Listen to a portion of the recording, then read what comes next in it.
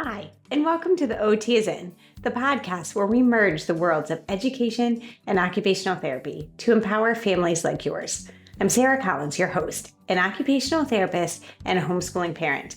I've experienced occupational therapy by supporting families for over 15 years, but also through seeking out support of my own children, so I'm right here in the trenches with you. Though there is not one way to educate your child, there is a lot to consider when individualizing an education. And the goal of this podcast is to explain some of the why behind what an occupational therapist is thinking so you can apply it to your own family. Especially with my three favorite topics: executive functioning, handwriting, and sensory processing. Each episode will be packed with practical tips, expert interviews, and real-life stories aimed at helping you to create a supportive learning environment for your child. So, grab your headphones and get ready to dive in of the collision of education and occupational therapy. I'm Sarah Collins from Homeschool OT, and I'm thrilled to have you with me on this journey of discovery. Welcome back, everyone, to another insightful episode of the OT is In podcast. I'm your host, Sarah Collins, and joining me today is Dyan Robson.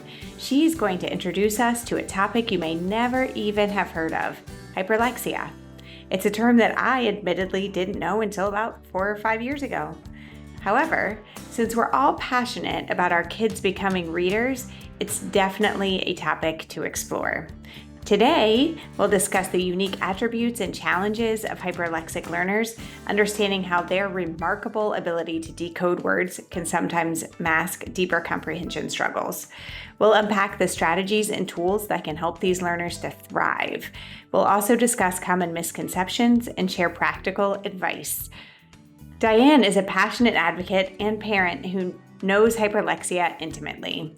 Dyan will share her journey, resources, and the importance of embracing hyperlexic learners' interests. So whether it's understanding higher order thinking, navigating sensory differences, or leveraging intense fascinations, this episode is packed with insights for you as home educators, parents, and also anyone eager to support hyperlexic children. So grab your headphones and get ready to learn about the extraordinary world of hyperlexia. Let's dive in.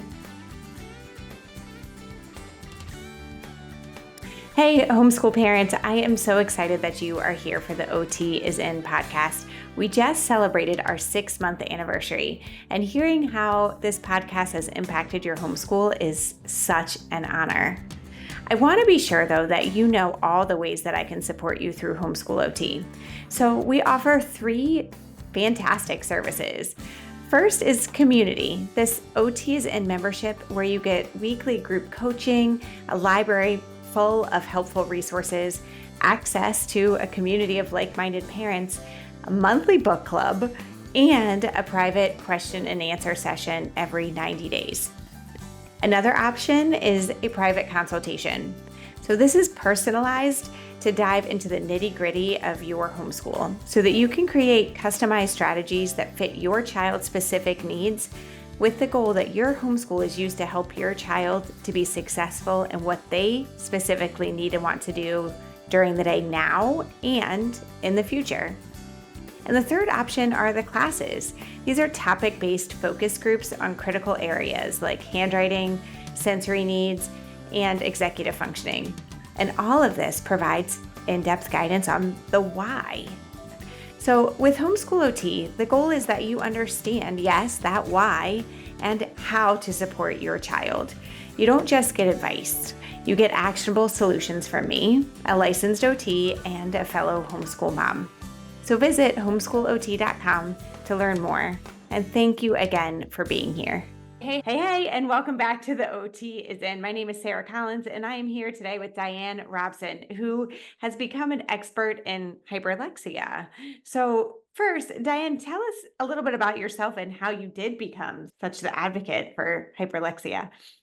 Okay, it all started about, why can I never remember the year it started? Like 10, 12 years ago, I took my son for an autism assessment, and all of a sudden I get this term hyperlexia and hypernumeracy as well. And I'm like, wait, what are these terms? I've never heard of them.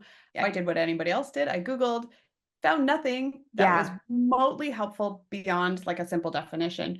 And we're obviously going to talk about that. But because there was nothing, I felt lost because I'm like, here I finally had a word, but I still don't know anything about it. So my son was identified with hyperlexia, and I already had this website and blog, and I was focused on kids' activities, but I was like, wait, this is a perfect opportunity to pivot and start filling that gap that clearly there just wasn't anything out there for other parents. So I can't be the only one where are the resources for parents? How can I support this hyperlexic learner? Yeah, I started writing about hyperlexia and sharing about it on my website. And yeah, I just started building a community to teach others about hyperlexia.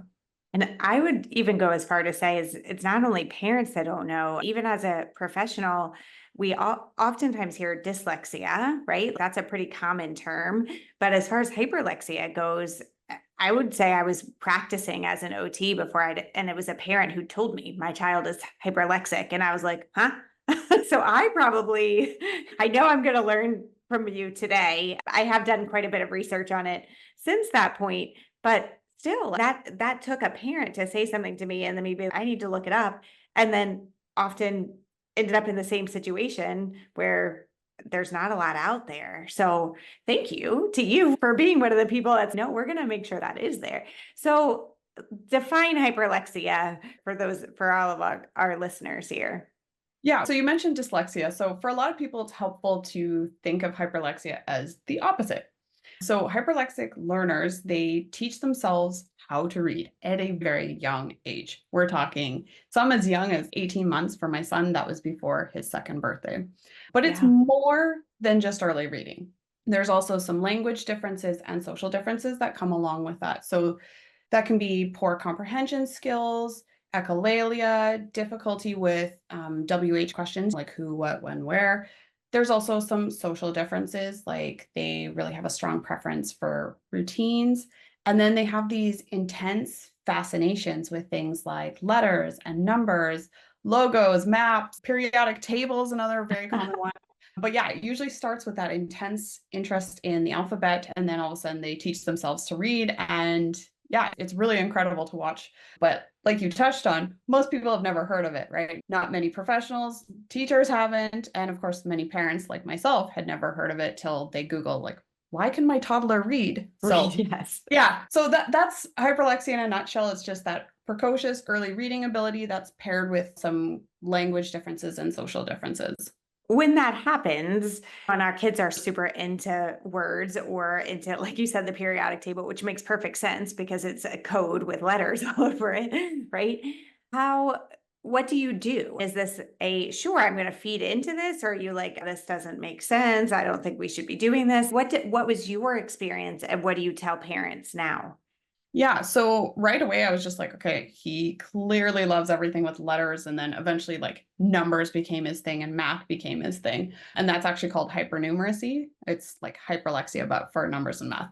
So, anyways, he was just like gravitating to letters and reading everything. So we just kept supplying more letter toys and as many books as possible. Unfortunately, there's a lot of professionals out there who will be like, oh, discourage the letters, encourage them to do something else. But that's not what we want to do with these kids, because for them it's a form of communication for them, right? Right. They'll start writing messages on the floor, and sometimes your floor will look a little bit like a ransom note because there's all these like mystery words everywhere.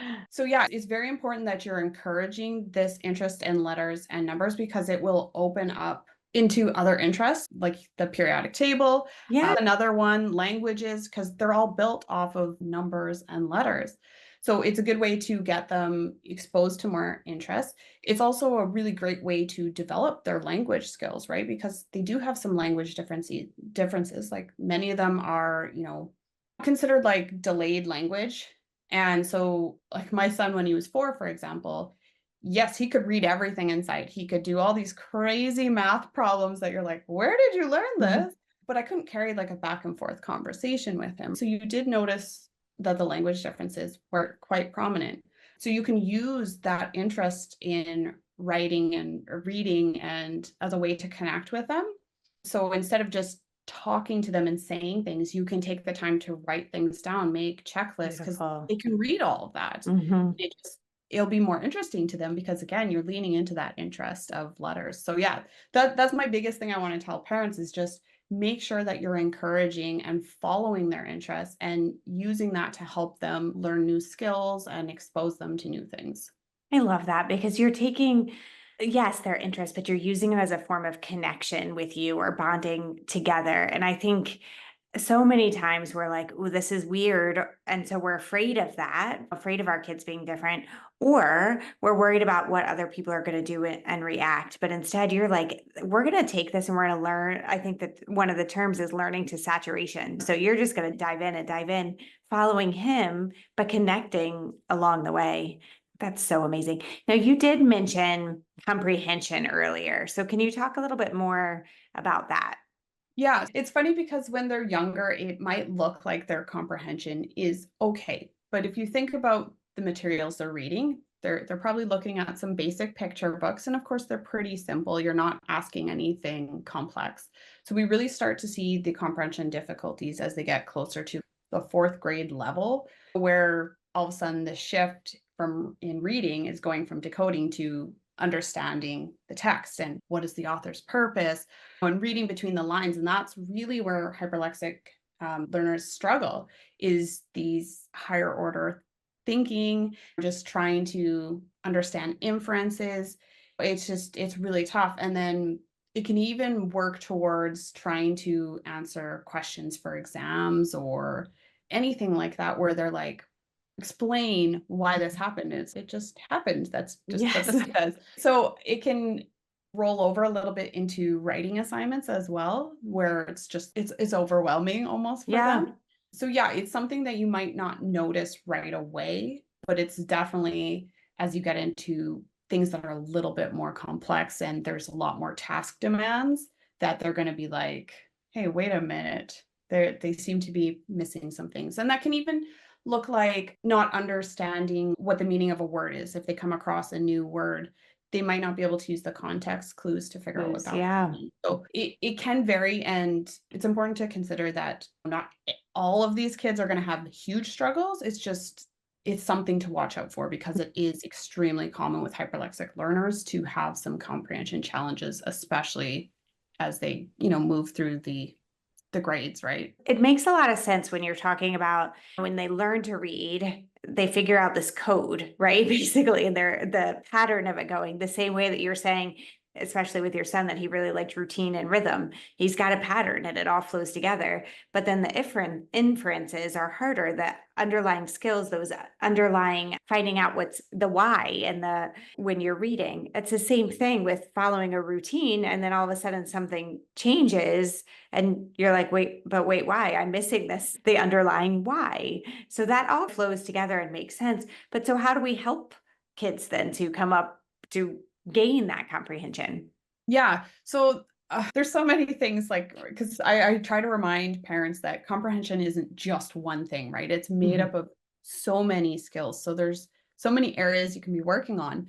So, for example, you could start with looking for what's the word I'm looking for? Signal words in text that tell you, okay, this means I'm looking for a cause and effect, or this means I'm looking for the solution, or whatever. So, highlighting those specific words can help kids like go, okay, this is the kind of information I need to respond with.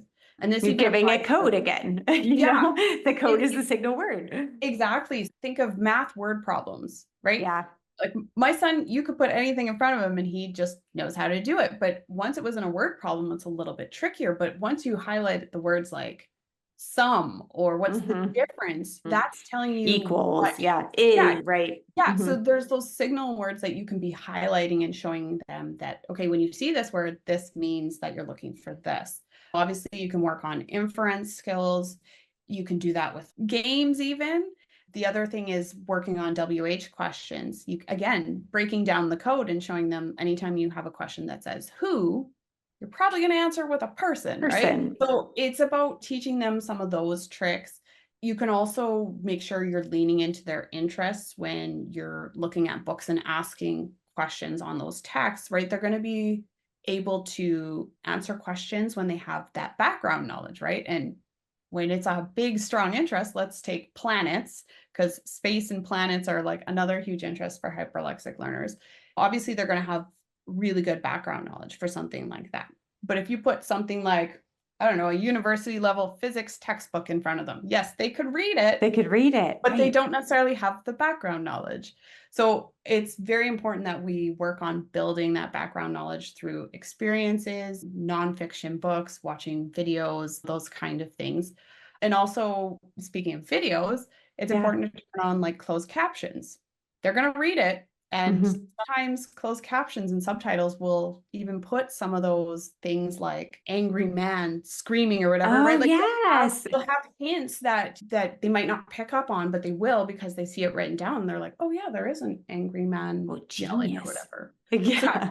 yeah, so like even just something like on YouTube, just click the closed captions button. It really makes a huge difference. So yeah, there's lots of things you can be doing to work on the comprehension skills. Because like I said, there's so many skills that make up comprehension. In episodes 33 through 36, you'll be hearing about one of the most talked about occupations in the education field, literacy. Obviously, understanding the written word affects all other subjects as time goes on.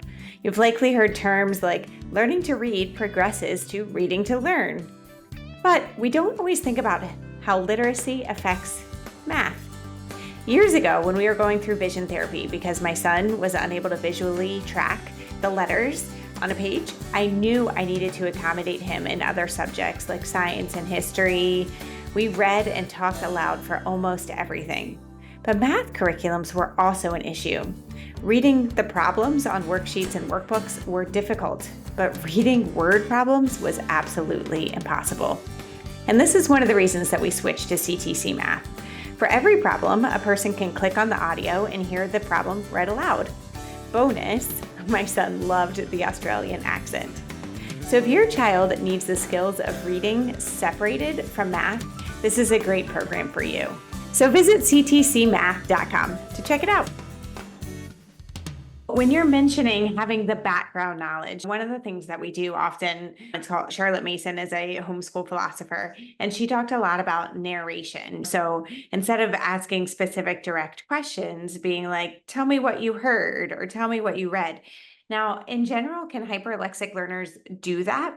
So this is leaning into something called declarative language too. I don't know if you're familiar with that term. It's a great thing to do really with any kid because you're limiting the demands. And so basically declarative language is just making a statement or an observation and kind of narrating your day. So instead of saying, where are your shoes? You could be like, I noticed you don't have your shoes, right? So it encourages them to problem solve. It encourages them to look around for visual cues and those context clues that will help them solve a problem, which can definitely translate to helping them with the comprehension aspect too. So yeah, very similar to what you're mentioning with the narrating. So yeah, declarative language is a huge thing that you can use with hyperlexic learners. I love it. So, are there often other commonalities outside? We've talked about comprehension some, you've talked about the patterns, but other similarities outside of reading that you often see with hyperlexic learners? Yeah, there's lots of traits that are really common. Unusual fears is quite common. Yeah, and it can be things like a specific cartoon character. It could be a song like Happy Birthday.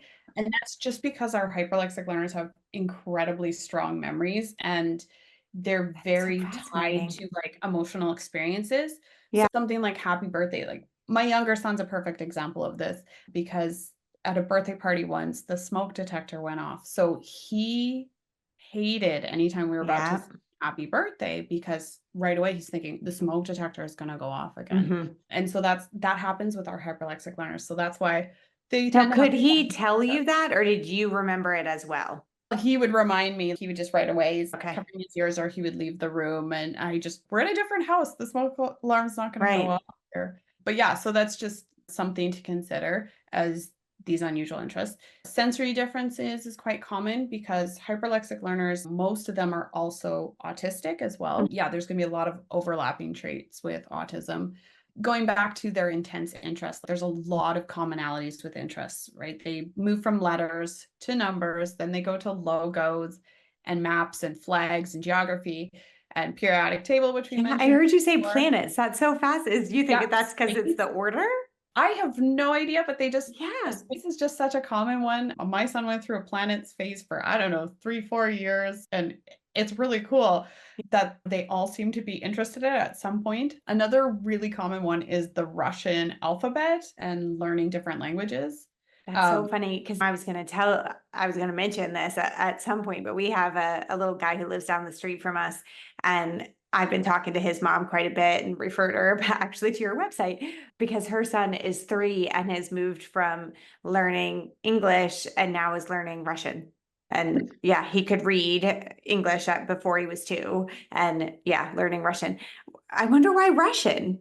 I think it actually has something to do with the tone of the Russian alphabet. Fascinating. I haven't been able to find anything that kind of really describes it because there's not a lot of research on hyperlexia, Yeah. unfortunately. There's not a lot of information to pull from the research. But I think because our hyperlexic learners are just so drawn to the way things are said and the intonation that we use, anything that's like rich and lively or musical, they'll gravitate towards. So I don't know if it's something about the tone and the inflection and or I don't know if I'm using the proper word. Yeah.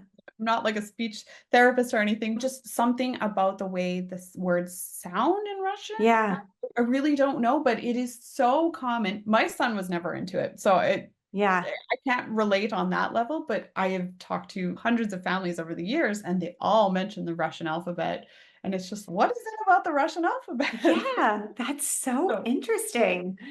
To be honest with you, I don't know that I've ever heard the Russian alphabet. yeah, So I kind of want I to go still don't listen even know now. it. Maybe I'll put a link in the show notes to the Russian alphabet Yeah, so that so people in can case anyone listen. needs to brush up on it. Yeah, let your kids listen, see if they're really drawn to it or not, and Yeah. then find out why. I love that. So now you did have to do quite a bit of research to become such the expert in hyperlexia. So where did you end up finding resources and how have you come to learn about all this? Yeah, so a lot of it was I pulled whatever research I could find and just read through it with a fine-tooth Mhm. comb. There is a researcher, I think she's based out of Montreal, who's been putting out some papers recently. Actually, there's 2 out of Montreal. One that's working more on the comprehension side and one that's looking more at the autism and hyperlexia connections. And so both of them have put out some research papers in the past few years. So I've gotten information from there. There's also a really good resource called Hyperlexia Therapy That Works. It's And a we'll make manual. sure these are linked to in the show notes too. Yeah, and I can send you information about it. I think they just released a newer version, but that was really valuable. It's like a 60-page document with like tons of practical tips. But it took a while to find this information, Yeah. right? Like, I found some of it through like Facebook groups. This is 10 years ago, right? Now there's more and more people sharing on Instagram and TikTok, and they're sharing their experiences, which is really great too. And then just connecting and talking to other parents, and then you just see all of these commonalities, and it's just yeah, it's really cool. But yeah, I just wish there was way more information out there than there is, but there just Yeah. isn't. Yeah, there just isn't. But maybe it will, yeah, Yeah, I continue. look at even the last 5 to 10 years, how much it's changed. The first couple years after I learned about it still wasn't much, and then especially in the last 5 years, it just seems to skyrocket. There's so much Yeah. more information. Not necessarily all correct information, I might add. Yes, I was Yeah. going to say that. So what are some fibs or unreliable things that you have heard that we should make sure that we can nip them in the bud right now? Yeah, there's a lot of people who think that just all early readers are hyperlexic, and that's actually not the case. There are precocious early readers, and then there are hyperlexic readers, and the differences are usually in terms of their comprehension and the social and language differences. So if they have the early reading ability and they have poor comprehension skills, then that's going to be our hyperlexic reader. But if you have a really strong reader who's got great comprehension, then they're probably not hyperlexic. There's obviously a few other traits that need to be in place, but that's the big one that goes around is that, oh, all early readers are hyperlexic. So the other thing to remember too is that hyperlexia is pretty rare. It's not common at all. I think the most recent estimates are anywhere from 6 to 20% of autistic kids are hyperlexic. So that's a pretty small population. And those estimates are based on different definitions of Yeah. hyperlexia too. There's no really strong agreed upon definition. If you read research papers over the years, there's always slightly different versions that are being used. Nowadays, it has to be these characteristics in place. But yeah, so those are the big ones. Interesting. Now, and you mentioned you did get a diagnosis, so you obviously had a healthcare professional who was knowledgeable. Now, do you recommend diagnosis, and how would you go about doing that? Okay, so the thing with hyperlexia is it's technically not a diagnosis. Not like dyslexia or autism or ADHD. You can't just go in and get one. It's more of a practical label that just describes how your child learns and gives you a better understanding of how you can help support them. Now, having said that, if you go for an autism assessment, they might give you that identification of hyperlexia, which was our experience. So when my son was identified, I think it was 2014.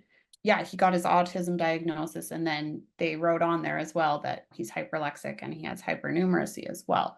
That is extremely rare to get that Yeah, written on a yeah, piece of paper because it just isn't a recognized diagnosis. There are lots of speech therapists now and OTs that are starting to learn about hyperlexia.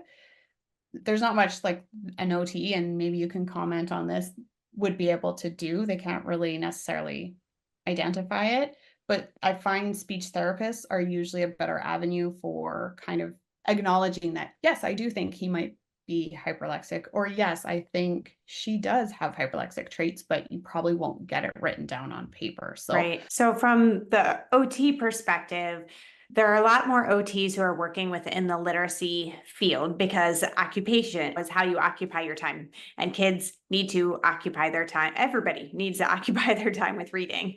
And so, what an OT would be working on within this is, can you do what you need and want to do? And how is hyperlexia affecting your day? So, if you have somebody who is familiar with hyperlexia, OTs don't diagnose. So even if we get it written down on a piece of paper, it would be something like, I suspect hyperlexia, that type of thing. But you're right. I don't even think there's not a diagnosis code for hyperlexia. I'm not 100% sure on that, but I'm no, pretty I close. am pretty You sure are you're 100. correct on Yeah. that. Yeah. So what usually ends up happening, and this is something you mentioned earlier in the episode here, is that it's usually a parent that brings it Mhm. up and says, I think my kid might have hyperlexia.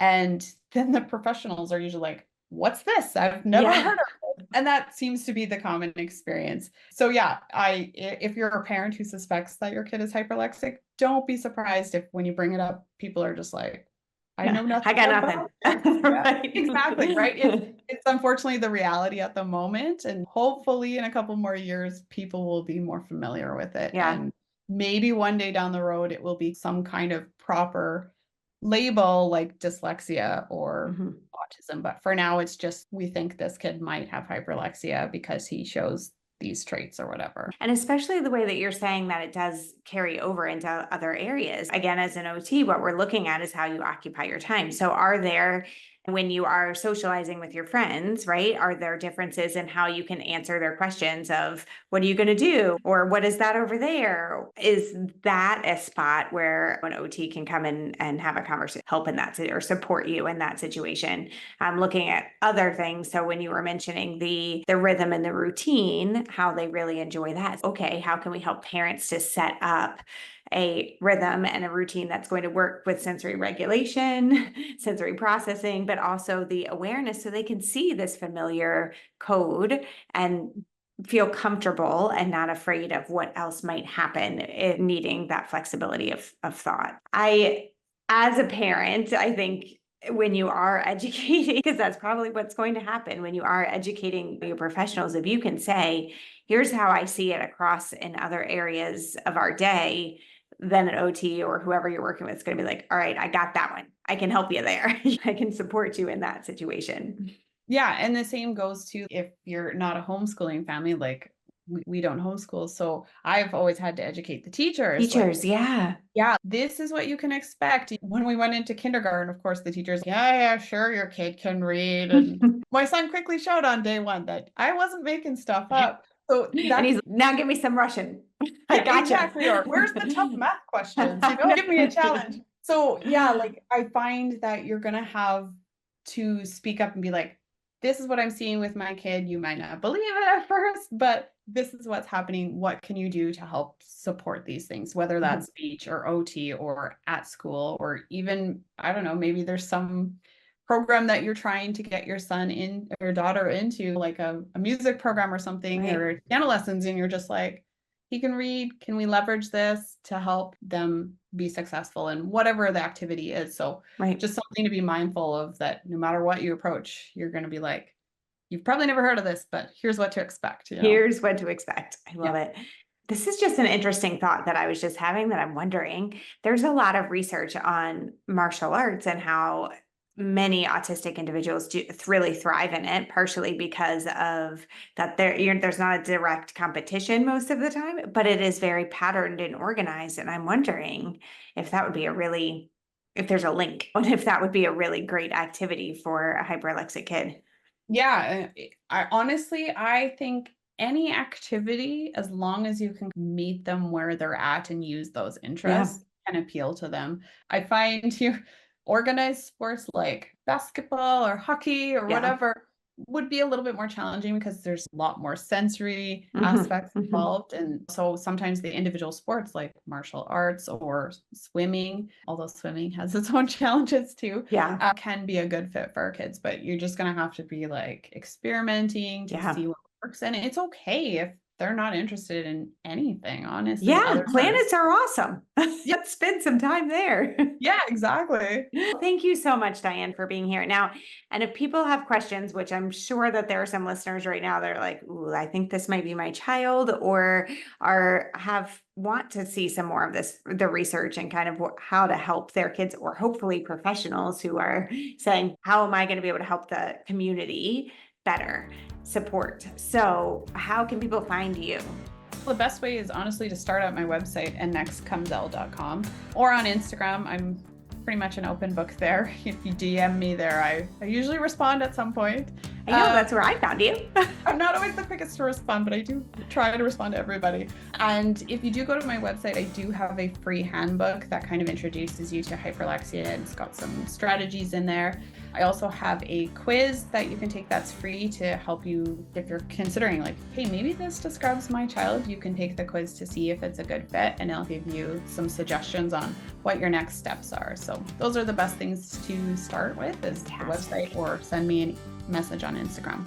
Fantastic. Thank you so much for being here. I know that this is going to make a difference in some people's lives. So thank you, thank you, thank you.